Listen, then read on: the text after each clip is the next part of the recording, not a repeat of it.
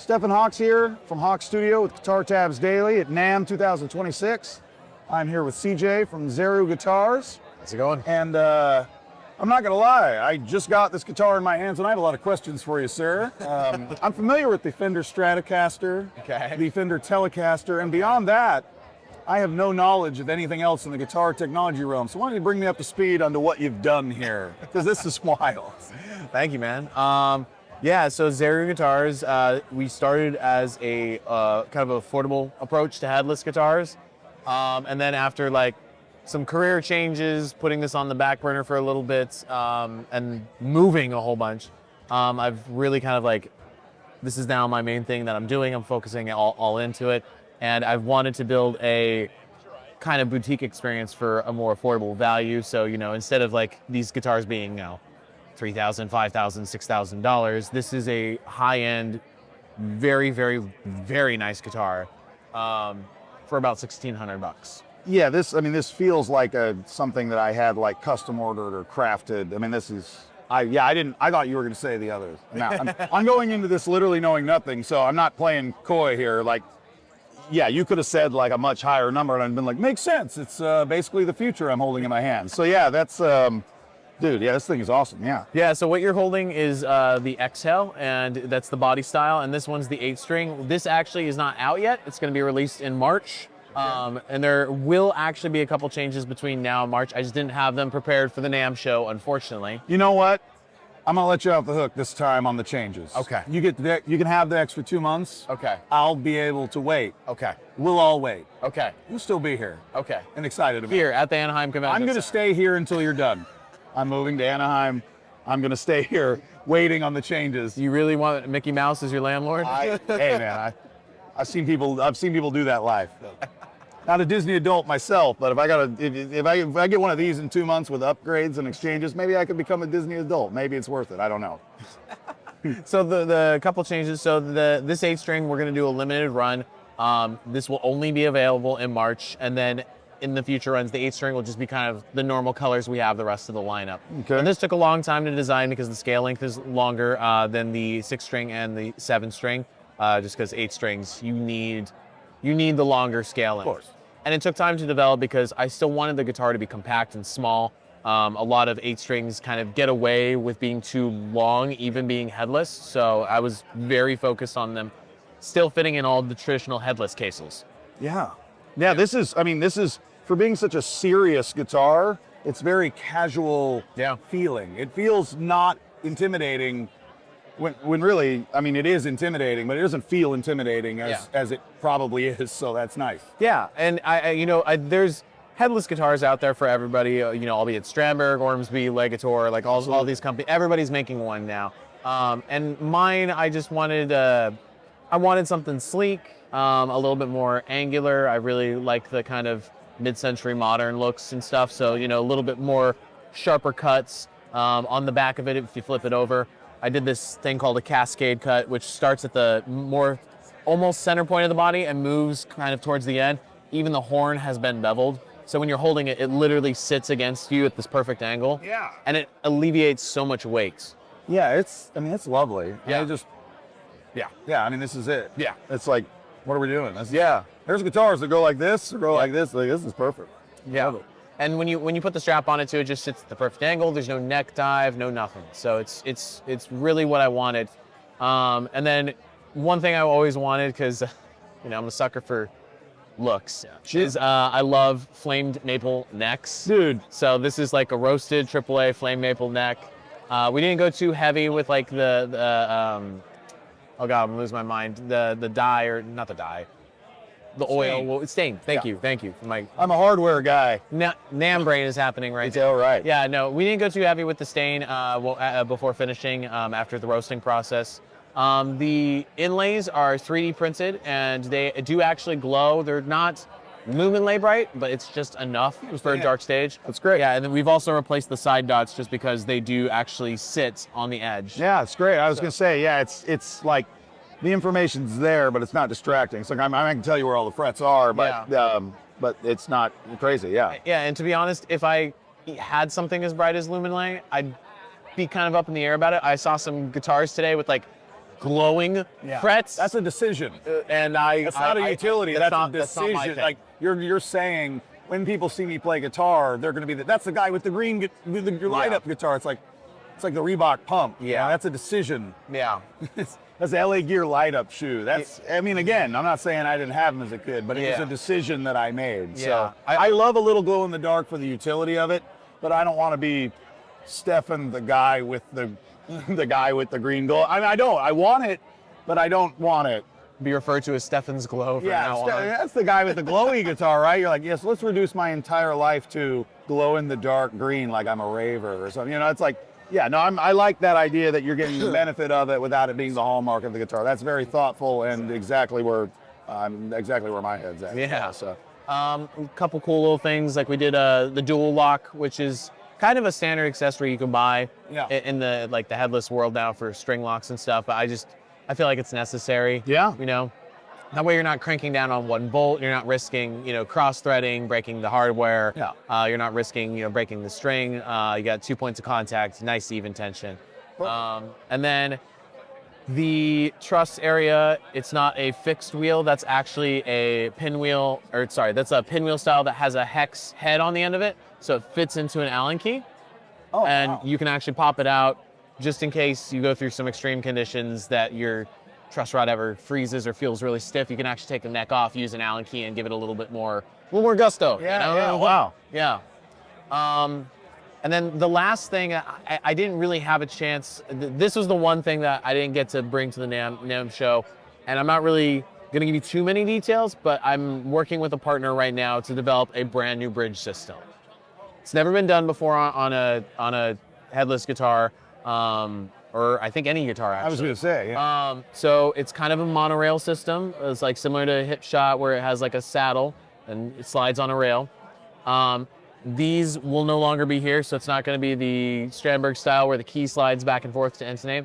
Okay. You're going to have an independent saddle on a rail system, so it's going to be nice, solid, tight, easy to tune, nice and smooth, stainless steel.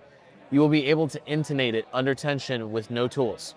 Come on. Under tension? Under tension. No tools? Depending on how tight you have your strings, I will determine it, but it will have an access for the Allen key on the back of it as well. It's like it's almost like another thumb screw. Dude, and here's the thing here's what's so great as a guy who's a user of products, and I obviously you say a design idea and I go, that's I like.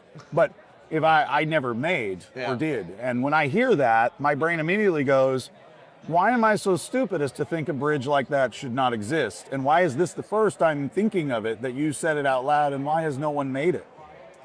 I don't know, man. The guitars, you are in the guitar industry. It takes like 10 years for things to catch on. But it's crazy because, you're sitting there in a session and you need to intonate the guitar, and it's a whole thing. You're loosening the strings, you're doing the thing, you're getting out the tool, it's like a whole process, and you just go, if it's not necessary, this instrument's been around for 70, 80 years, this sounds like in and of itself just an incredible. Yeah, for me, the headless system has always been kind of busted, honestly, because when you're like trying to intonate under tension with like the hip shot ones, there's just too much tension, and you're using either an Allen key or like a Phillips head screwdriver to adjust it, and it's not great because it's the straight pull with the string. And it's gonna sound really dumb, but I always feel like I'm just kind of gouging it with the metal on the gouging. I literally feel like every time I go to I'm in a session, a guy brings in his guitar, we're a song in, and he's up here, and all of a sudden it's like, ooh, we need to, I thought you said you got this set up. All right. Yeah. So I'm going through and I'm kind of doing it, but I'm like I feel like I'm not trying to be brutal about it, but at the end of the day, you're hacking away at this guy's guitar. And I'm always I thought about the fact that I didn't like the process of it. Yeah. But I never thought about why does it have to be this way? Because it's a screw and this is a screw and everything's a screw. So this seems like the most obvious thing, but apparently it isn't that obvious because this is the first I've heard of it. So this is the kind of innovation that guys like me need people like you to do, because if this was up to me, we'd all just be sitting in a cave somewhere bashing shit with a rock. Because that's how I think. I'm like, we got to get the thing. This is wow. Yeah. That's blows my mind. Yeah, the prototype should be finished in about a week. The production prototype should be finished about a week and a half, maybe a little more. But I'm trying to have it ready in time for the people that actually previously pre-ordered this last batch. I would love to surprise them with a piece of hardware that is incredible versus just the standard rig. I mean, this is nice.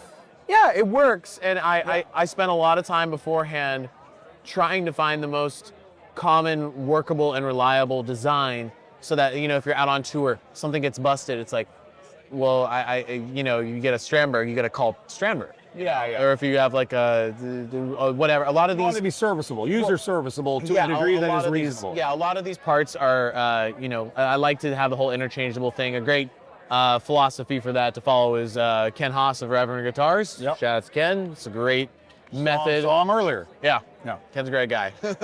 But that's a great way of thinking. Like, I can get this fixed anywhere at any time if I have a problem. I don't have to call the specialist. Sure. You know, because I mean, this is a small operation. It's basically me. Sure. You know, I have somebody help me with emails and communication sometimes, but that's about it. So the chance that you're going to get me to overnight you a part is very, very small. Yeah, you might have something going on. Yeah, exactly. Yeah, you might just be doing, I don't know, all of this. Yeah. This, I can imagine, is what you're doing. Yes. And this doesn't just happen. Yes. I also wanted to comment the finish. Yeah. You call it satin? What do you call? I always love there's no official names. I don't feel like, but it's all kind of in the eye of the beholder. This is the perfect sweet spot between it's not glossy, but it's not raw. Yeah. And that raw, I mean, if you like raw finished next guitar, then you know it. Yeah. So I don't mind gloss. You know, I'm fine with gloss. For me, I'm not like, oh, you know, I'm fine with it. But this is lovely feeling. Yeah, so the method that the builders that I work with use, they call it satin, but when I got it, I've kind of been referring to it like a working neck. I don't want to say it's a journeyman relic because that's Fender's thing, but it's like, Okay.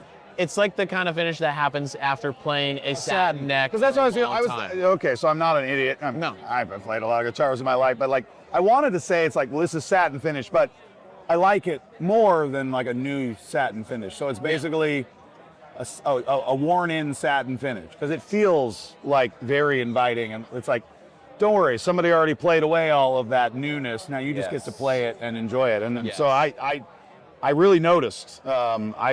You know, they can't go wrong. It's like whether you're into raw or in glossy, like this thing works kind of right. It just straddles the like, yeah, there's nothing about this that anybody could possibly complain about. It's close enough to everything, but it seems like the perfect execution of what I would hope a satin neck would be. So that did not go unnoticed. Yeah. And I didn't even know that you had gone to extra lengths to do it, but I could tell.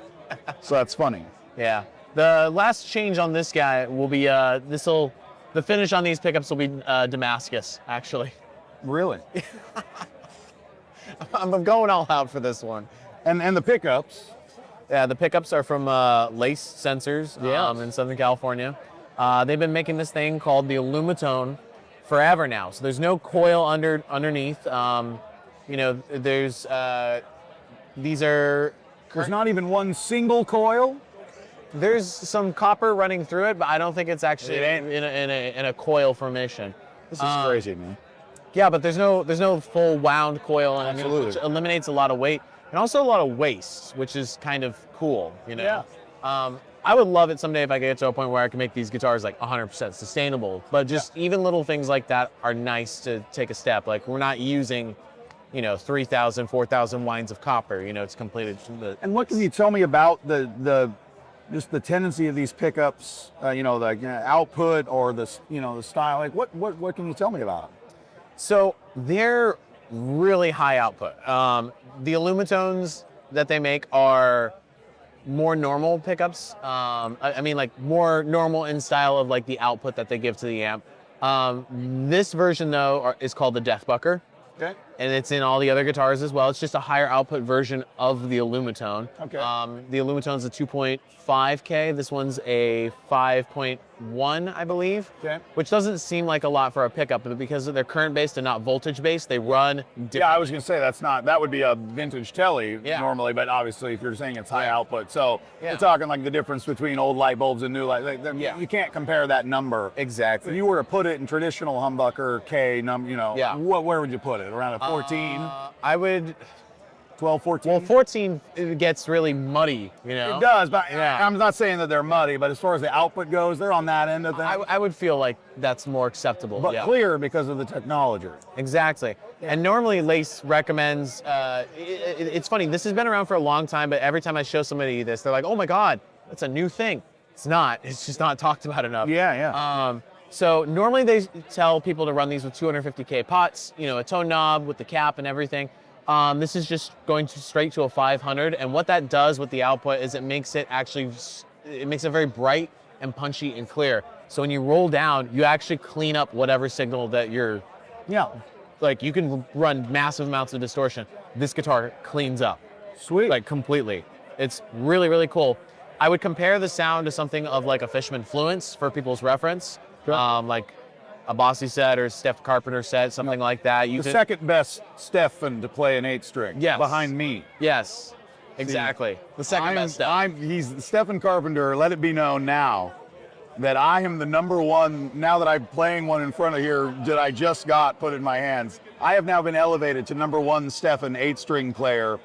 Stephen Carpenter demoted to number 2. That's good. I want that to be on record as clear. Okay. Now that I mean, especially, has he held one of these? And you can find him at his new address, the Anaheim Convention Center That's inside right. of California. That's right. But I mean, Steph Carpenter hasn't, he hasn't seen this. So I mean, I really got a leg up on him in the 8-string game, I'd like to think. I'm kind of at the forefront of the 8-string technology, and he's just using these like legacy brands and stuff.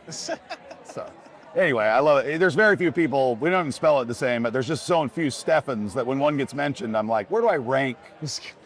There's only so many of us. I got to be in the top 10 at everything almost. Just got to get them all in one room together and fight. We'll battle it out. Yeah, exactly. 10 Stefan enter, 1 Stefan leave.